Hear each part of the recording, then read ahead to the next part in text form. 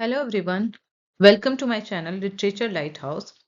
Today I am here with a very important lecture that is related to Pre-Raphaelite Brotherhood, and it is one of a major movement that is frequently asked in so many examinations. So in this video I will discuss the term, what is the meaning of Pre-Raphaelite and what are the characteristics of this movement, who are the major writers and painters associated with this movement, and what are the major works by them. Okay, so let's start. तो सबसे पहले देखते हैं what is the meaning of this word pre-Raphaelite. As you can see, the word pre means before. Okay, तो इस movement की शुरुआत होती है 1848 में इंग्लैंड में. ये डेट आपको याद रखनी है. और इसको शुरू किया था by a group of young artists and poets who believed that art after Raphael had become artificial and mechanical. Okay, so remember this point. Or as I have already told you that pre-Raphaelite means before Raphael, and Raphael, who was he? He was an Italian Renaissance painter. तो इन group के जो लोग थे, इस group के जो लोग थे आर्टिस्ट एंड पोएट्स, वो अपनी पोएट्री एंड पेंटिंग के माध्यम से सिंप्लिसिटी को दिखाना चाहते थे, ट्रू टू नेचर को दिखाना चाहते थे. मीन्स नेचुरल जो सराउंडिंग से जो भी वो डिपिक्शन कर रहे हैं नेचर को, वो बिल्कुल रियलिस्टिक दिखाना चाहते थे, आर्टिफिशियल नहीं. मिडीवल थीम्स जैसे लव, नाइट्स, शिवैलरी, इसको वो दिखाना चाहते थे अपने वर्क में. इंटेंस इमोशन एंड डिटेल, तो अपने वर्क में वो इमोशन का बहुत अच्छे से डिपिक्शन करना चाहते थे, बहुत अच्छे से पोर्ट्रेयल इन डिटेल माइन्यूटली उन्होंने अपनी डिटेल वर्क में दिखाई है. ओके, तो इस मूवमेंट को as I have told you pre Raphaelite बोलते हैं, बिकॉज इसके मेंबर, इस ग्रुप के मेंबर उस मिडीवल आर्ट के टाइम को अपने वर्क में रिवाइव करना चाहते थे जो इटालियन पेंटर राफेल के पहले था. ओके, तो राफेल ही क्यों, ऐसा क्यों? क्योंकि राफेल की पेंटिंग्स में कुछ फॉर्मल रूल्स हमें देखने को मिलते हैं. जब राफेल की पेंटिंग्स आई तो उसमें कुछ रूल्स उन्होंने सेट कर दिए. ब्यूटी को आइडलाइज फॉर्म में दिखाया गया. परफेक्शन कुछ इतना ज्यादा था कि वो बहुत ज्यादा आर्टिफिशियल लगता था. इसके अलावा मैकेनिकल इमिटेशन सिखाई गई बाय आर्ट एकेडमिक्स, जैसे रॉयल एकेडमी, आप इसको काउंट कर सकते हैं. तो वहां पे वो सारी चीजें सिखाई गई जो कि रूल्स के अकॉर्डिंग थी. और प्री रेफलाइट ब्रदरहुड का कहना था कि रूल्स में नहीं, पोएम में जब भी किसी नेचुरल सेटिंग को दिखा रहे हैं या आर्ट में दिखा रहे हैं तो उसमें नेचुरल चीजें होनी चाहिए, आर्टिफिशियलिटी नहीं होनी चाहिए. ओके, तो प्री रेफलाइट का ऐसा मानना था कि after Raphael art became too polished, too conventional, and इसमें सिंसियरिटी एंड इमोशनल डेप्थ बहुत ज्यादा लैक हो रही थी.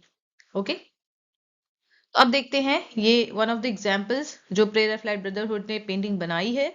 ओके, तो अब उन्होंने किस चीज को प्रेफर किया? प्री रेफलाइट ब्रदरहुड के जो भी आर्टिस्ट थे, जो भी पेंटर्स थे, उन्होंने medieval and early renaissance art को प्रेफर किया बिकॉज ये जो आर्ट थी ये बहुत ही सिंपल थी, सिंसियर थी, डिटेल्स में रिच थी. मतलब बहुत ही डिटेल्स को दिखाया गया था, माइन्यूट डिटेल को, और बहुत ही रियलिस्टिक पोर्ट्रेयर दिखा, close to nature and deeply emotional and symbolic. तो ये सारी कैरेक्टरिस्टिक आपको प्री रेफलाइट ब्रदरहुड के वर्क्स में भी देखने को मिलेगी, उनकी पेंटिंग्स में भी देखने को मिलेगी. जैसे आप इसको ही देख लीजिए, इस पेंटिंग को ही आप एग्जाम्पल के तौर पे देख लीजिए.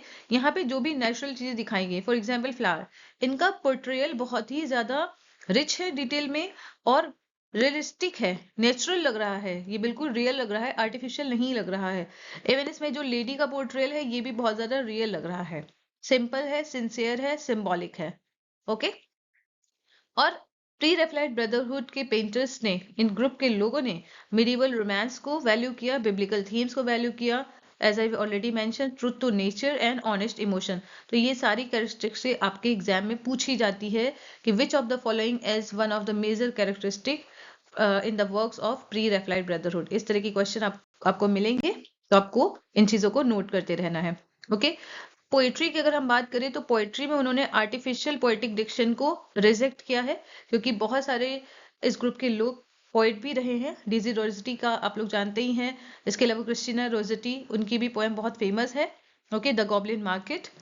इन्होंने अपने वर्क्स में, पोएम में विविड इमेजरी का यूज किया है, मिडिवल सब्जेक्ट्स को यूज किया है, and symbolism and sensuous language भी देखने को मिलती है। तो आपको इस तरह से पता चल गया कि आर्ट में उन्होंने कैसे फॉलो किया, क्या फॉलो किया, और पोएट्री में उन्होंने क्या फॉलो किया, क्या रिजेक्ट किया। ओके, हिस्टोरिकल बैकग्राउंड हम इसका देखते हैं। ये शुरुआत इसकी होती है विक्टोरियन इंग्लैंड में इन 1848 और इसे प्री लेफ्ट राइट ब्रदरहुड बोलते हैं। It was a reaction against industrialisation, academic art and mechanical poetry. Okay, और उन्होंने medieval art, early renaissance painters को और Bible, mythology, legends and romance को एडमायर किया। इन सभी का आपको इनके वर्क्स में पोर्ट्रेयल देखने को मिलेगा। उन्होंने इन सभी को फॉलो किया है। तो बिब्लिकल थीम्स भी बहुत इंपॉर्टेंट पॉइंट है मिडीवल आर्ट ऑल्सो। ओके, अब देखते हैं मेजर फिगर्स कौन कौन से हैं जो एग्जाम में बहुत बार पूछे गए हैं। पहले तो आपको पता होना चाहिए फाउंडर मेंबर कौन है। उसमें से DC Rossetti, William Holman Hunt and John Everett Millais. Okay, ये तीनों फाउंडर मेंबर्स हैं, जिसमें क्वेश्चन कई बार ये बना है कि who was the leader of this group. तो आपको याद रखना है कि हालांकि फाउंडर मेंबर्स 3 थे, but leading member only one, DG Rossetti. उसके अलावा भी कुछ लोग थे, जैसे कि Christina Rossetti, William Morris and AC Swinburne. इनका पूरा नाम है Algernon Charles Swinburne. Okay, AC Swinburne usually इन्हें जाना जाता है।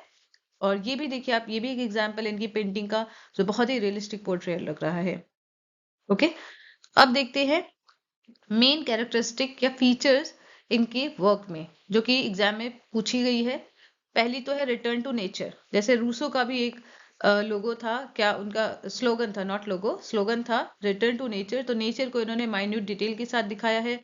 फ्लावर, कलर, सीजन सभी सिंबॉलिक रहे हैं। मिडीवलिज्म भी दिखा है, जिसमें कि नाइट्स, लीजेंड, शिवैलरी, इसका इन्होंने अपने वर्क में पोर्ट्रेयल दिखाया है। उसके अलावा थर्ड देखते हैं सेंशुअस इमेजरी।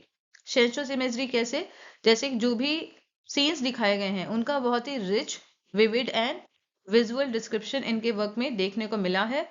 और ये हमारी इमेजरी को, जैसे साइट, आइज को, साउंड साउंड को, टच को, इस सभी सेंसेस को अपील करती है। इनके वर्क में सिंसियरिटी और ट्रुथ देखने को मिलेगा। तो आर्ट इनकी ऑनेस्ट है, इमोशनल है और अगेंस्ट आर्टिफिशियल पोएटिक रूल्स। तो आर्ट फॉर आर्ट से को इन्होंने फॉलो किया है। सिंबलिज्म, तो objects carry deeper meanings. Okay, इनमें जो भी ऑब्जेक्ट्स इन्होंने दिखाया है उसकी डीपर मीनिंग रही है। जैसे कि फ्लावर की लव, डेथ, प्योरिटी के साथ एसोसिएशन हमें देखने को मिलता है।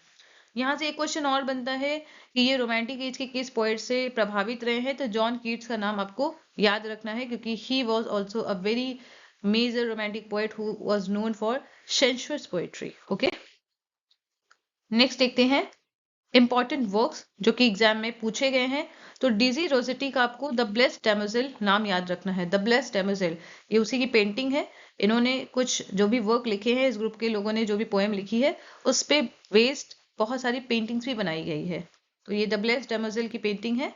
क्रिस्टीना रोसेटी का एक वर्क जो कि एग्जाम में पूछा जाता है वो गॉबलिन मार्केट। तो गॉबलिन मार्केट से नेट में भी एग्जाम पूछे गए हैं, ब्लेस्ड डैमोजेल से भी नेट में एग्जाम पूछे गए हैं। पोएट्री की जो पोएम की जो भी स्टोरी है, कैरेक्टर्स या जो उसकी थीम है, स्टोरी लाइन है, वहां से क्वेश्चन बने हैं। ओके, इसके अलावा डीजी रोसेटी का sister Helen and Christina Rossetti का रिमेंबर भी है। बट इंपॉर्टेंट ये दो ही वर्क हैं जिनसे क्वेश्चन ज्यादा बनते हैं।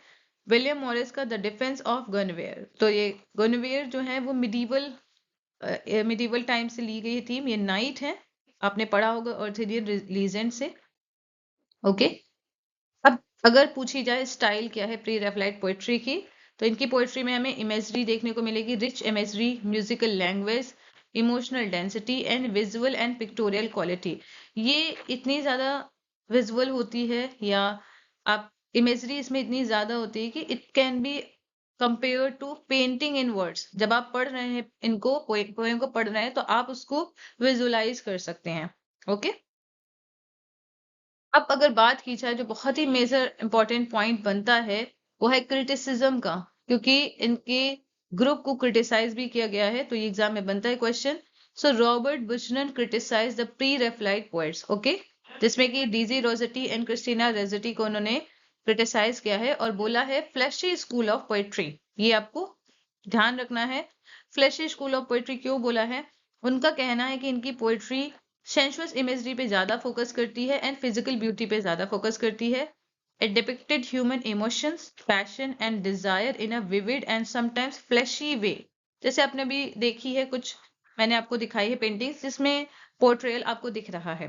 तो इनका ऐसा कहना है, इनका ऐसे भी कहना है कि this was excessive and immoral compare to classical ideas, कि हालांकि ये लोग क्लासिकल को फॉलो कर रहे हैं बट ये इनकी पेंटिंग बहुत ज्यादा एक्सेसिव है और इमोरल है, बहुत ज्यादा ओपन है, फ्लैशली है, और उनकी स्टाइल को भी उन्होंने डिसअप्रूव किया। उनका कहना है कि it emphasise physicality and sensuality over moral and spiritual theme, कि मॉरल एंड स्पिरिचुअल थीम जैसे बिब्लिकल थीम्स भी इन्होंने ली है, तो इसका दिखाने की बजाय ये फिजिकलिटी एंड सेंसुअलिटी पे ज्यादा फोकस कर रहे हैं। हालांकि डीजी रोजेटी ने इसका विरोध किया कि इन्हें शायद उनके मोटो या एम समझने में थोड़ी सी मिसअंडरस्टैंडिंग हुई है, तो उन्होंने इसे डिस्कार्ड किया।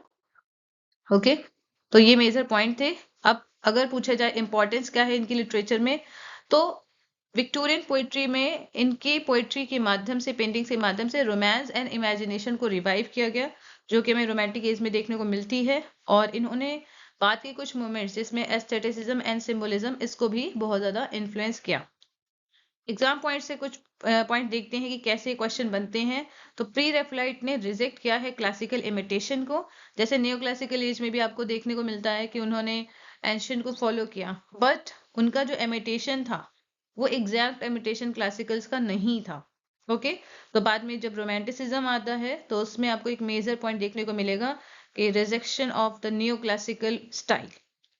तो यहाँ पे भी आपको देखने को मिल रहा है preferred medieval simplicity over modern complexity. तो इन्होंने मिडीवल सिंप्लिसिटी को प्रेफर किया है, फोकस किया है ब्यूटी, इमोशन एंड ट्रुथ पे। ब्यूटी को इन्होंने अपने वर्क में दिखाया, इमोशंस को दिखाया है, एंड ट्रुथ मतलब रियलिस्टिक पोर्ट्रेयल। तो ये भी एक one of the major paintings है बाय प्री रेफलाइट ब्रदरहुड। अगर आपको पता है, आइडिया है कि ये कौन से सीन का डिपिक्शन है, तो आप बताइए। एक हिंट आपको देते हैं, बहुत ही मेजर प्ले है जो आपने आपने लगभग आप में से हर किसी ने पढ़ा ही है, ग्रेजुएशन से लेके अब तक कई बार। ओके, देखते हैं कंक्लूजन। तो प्री रेफलाइट मूवमेंट की अगर मैं बात करूं तो it was a rebellion against artificial art and it was a return to beauty, nature and sincerity. Okay, so these are the major points that you have to remember. And इस movement को pre Raphaelite इसलिए बोला जाता है क्योंकि इसके members ने reject किया the artificial art that was developed after Raphael and aimed to revive the simplicity, sincerity and truth to nature. You have to remember the keyword simplicity, sincerity and truth to nature that was found in medieval and early Renaissance art. Okay. So these are the major points. And if I talk about the exam point of view, the questions that are frequently asked. So first of all, the name of the group, why pre-Raphaelite, and what was it about? So it was a reaction against academic and classical art, and it preferred medieval simplicity and sincerity. So the major characteristics, the name, the criticism, the writers and the painters who were associated with the group, you have to remember the names. Okay, so this was all about this movement. I hope कि आपको ये clear हुआ है। तो अगर आपको ये video पसंद आया है या हेल्पफुल आपको लगा है तो आप मुझे कमेंट के माध्यम से जरूर बताइएगा, और कुछ सजेशन हो आपको तो भी आप बताएंगे, या आपको किसी लेक्चर की जरूरत है किसी भी टॉपिक पे, तो आप मुझे कमेंट्स के माध्यम से बताइए जिससे मैं उस पे लेक्चर बना सकूं। एक क्वेरी आई है फिगर ऑफ स्पीच के रिगार्डिंग, तो मैं उस पर काम कर रही हूँ, और उसके अलावा मूवमेंट्स के लिए कहा गया है मुझे, तो अभी मूवमेंट्स की सीरीज में प्रिपेयर कर रही हूँ। तो मिलते हैं नेक्स्ट वीडियो में। Thank you so much.